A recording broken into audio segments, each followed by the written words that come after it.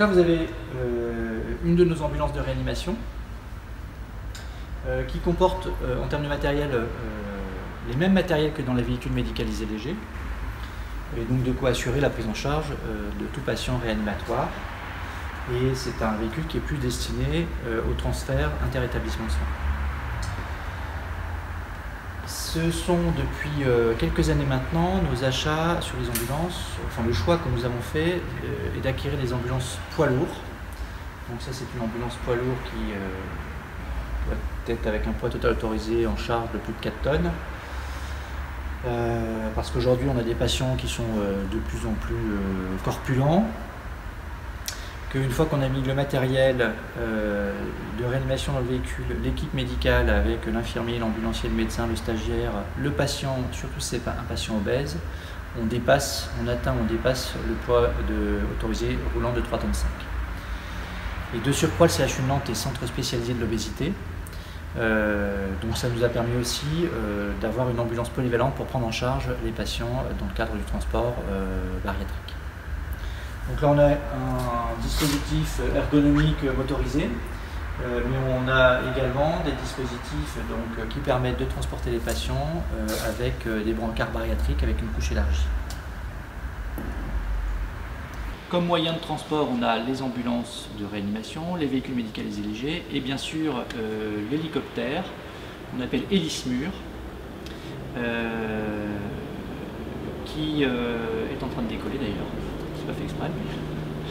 Donc, et l'Hélismur, c'est pareil, on n'a pas de conducteur ambulancier puisqu'il faut un pilote. Donc il y a un pilote qui pilote l'hélicoptère, aidé d'un assistant de vol. Depuis le 1er janvier 2016, c'est une obligation européenne réglementaire. La présence de l'hélicoptère est assurée par un prestataire dans le cadre d'un marché public. C'est un prestataire et c'est la société Babcock Hélicoptère qui assure cette prestation et qui fournit la machine et les pilotes, les membres de l'équipe aéronautique.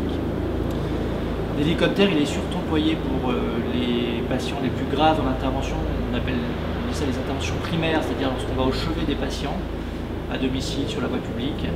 On envoie l'hélicoptère quand la situation est grave, on pense que le patient a besoin de revenir très rapidement à l'hôpital. On envoie l'hélicoptère quand c'est loin, quand les délais de transport sont longs, parce que ça peut ne pas être loin. Ça peut ne pas être loin, mais par exemple si on a des difficultés d'accessibilité en raison aux heures de bureau, de fermeture de bureau, d'un encombrement, de bouteillage, on peut utiliser l'hélicoptère même si c'est pour faire 5 ou 10 minutes de vol.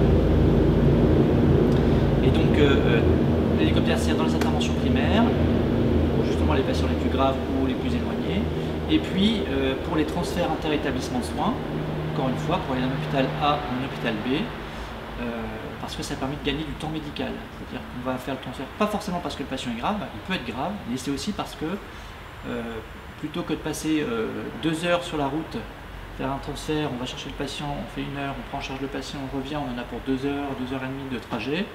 Avec l'hélicoptère, on gagne du temps, et pendant qu'on fait un transfert par la route, on peut en faire 2, voire 3 en fonction des distances par hélicoptère. Donc c'est aussi du gain de temps pour les organisations, les structures et les patients.